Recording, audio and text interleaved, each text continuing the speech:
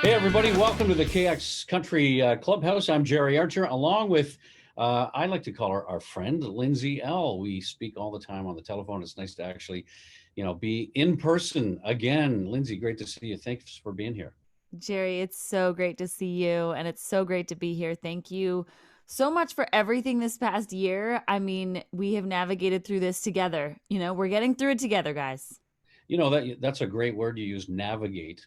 It can be used in so many different ways. Navigate your life, navigate your career.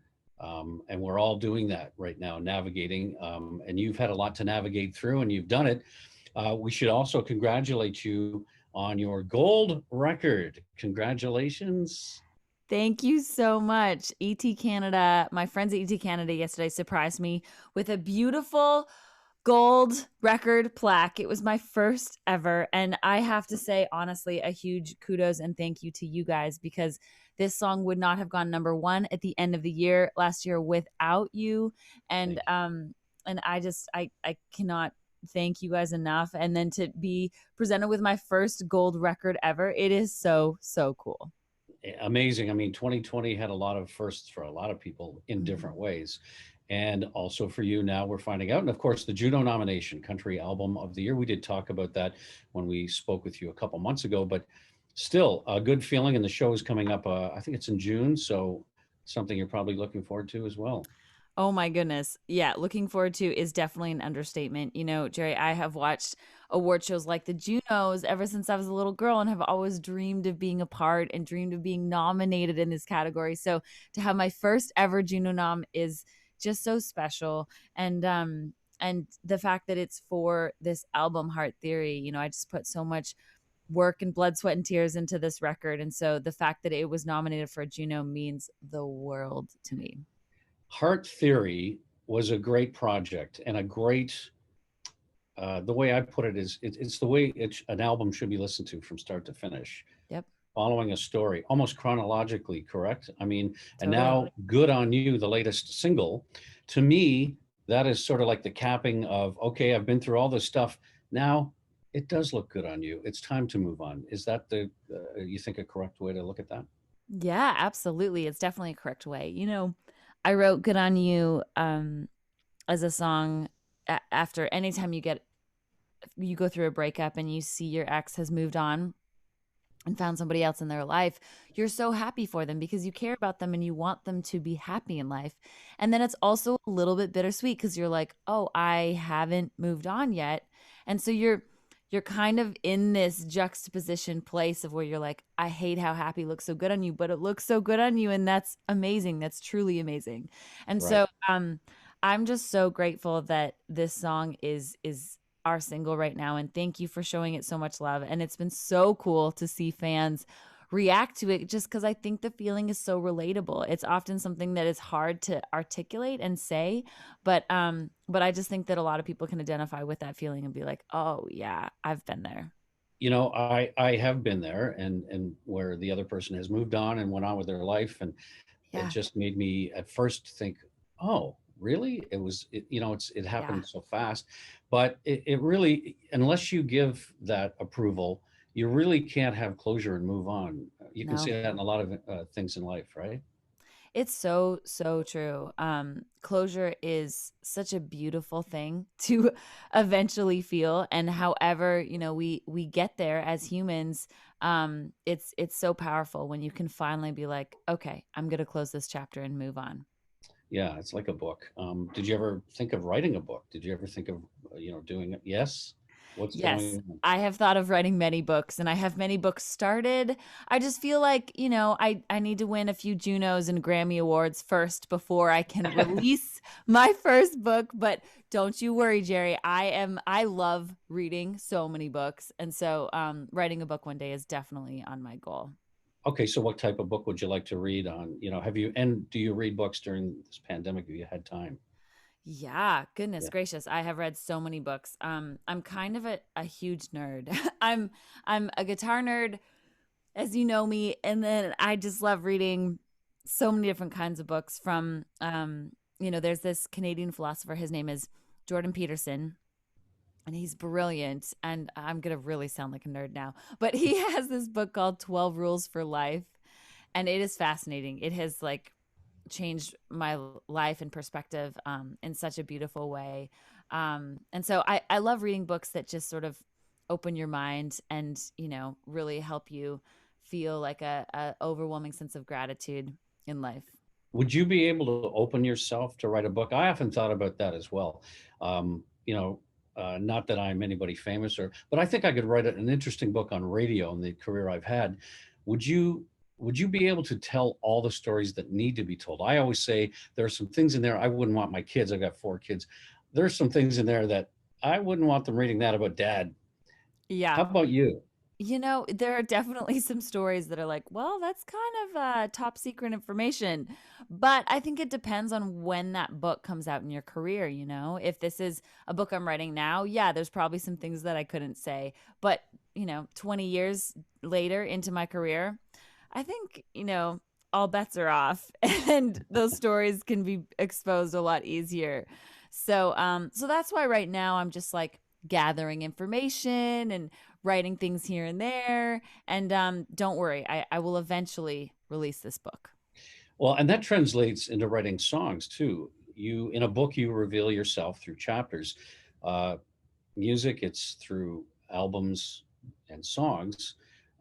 Has there anything that you have left on the page that you haven't been able to transfer into the studio yet because maybe it's too personal at this time? Or have you passed over that stage and you're able to do anything?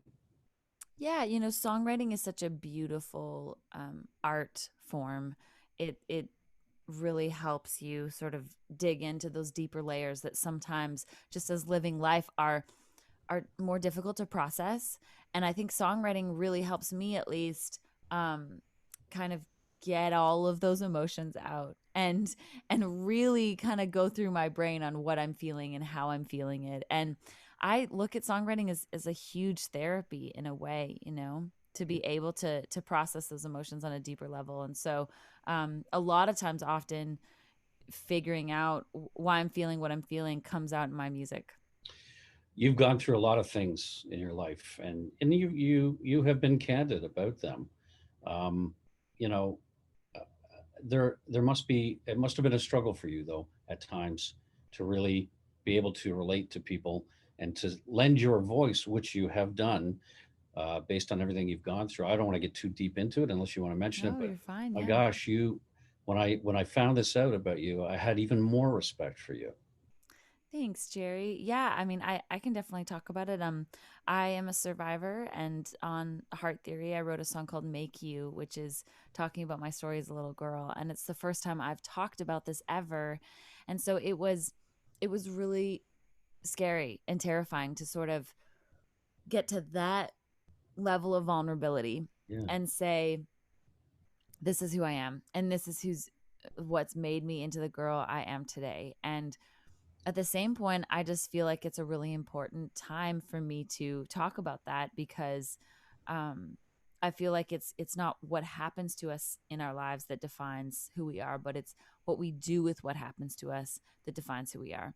And so the fact that, you know, we all go through traumatic experiences throughout our lives, whatever those things may be, but it's really what we can turn those things into. We can pivot them on a dime and invest them into really positive things. And I just want to help other survivors out there and let them feel that they're not alone. I was able to launch my own foundation called the Make You Movement thanks to this song, um and it's just been so rewarding in so many ways because I've just gotten to see the impact that sharing your voice and speaking up for what you believe in truly can have.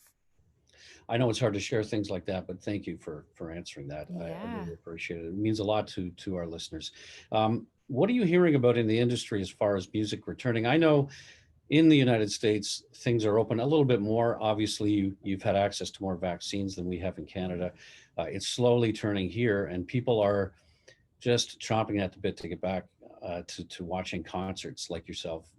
What are you hearing as far as fully getting back? Is there anything Yeah, you you talk about? know, as far as fully getting back, that's still a little bit up in the air question wise, but You're right. Down here in the States, there have been so many shows booked, tours announced. Especially in the past week, a lot of things have changed, and in a beautiful way. So we'll probably be playing festivals throughout the summer, and then hopping on a tour in the fall. And I just cannot wait to get back on Canadian soil. I have some dates sort of looming in the air, They good? just depending on what happens and depending on what we can make work. But I cannot wait to come back to Canada.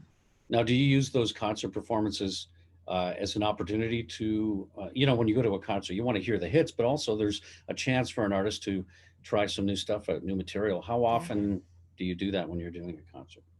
It really depends on the show. A music festival outside is going to be a much different set and show than inside in a club or inside in a theater. And Sure. so it's actually fun that you can approach each show as something different. We don't just come and do the same set every night. It really is tailored to the crowd and the audience and the vibe of the venue. And so yeah, I'm so excited to be able to throw some new music in there, as well as definitely playing the hits. Right. How many, you must have a catalog of songs, because I know you're always writing. Um, do you have enough material to do what's happening in the future for you, new music? What are we going to see? Yeah, I've been writing so much throughout quarantine and the pandemic, and so I have a bunch of new songs that I just cannot wait to get out there. And I will be hopping in the studio very shortly, like in the next few weeks, to start recording some of this music, and I cannot wait to show it to you, Jerry. Awesome. How's Hendrix? Hendrix is so good. She is do you want to see her? Yeah, well behaved, I would say too. That's the cutest dog, by the way. She she's like a little fox. Oh my God. She Oh, is. she's beautiful. Hi. Hi, Hendrix. Say hi to the internet, Hendrix. And obviously, we know why you named the dog Hendrix, Jimi Hendrix. My favorite guitar player ever. Yeah, I had to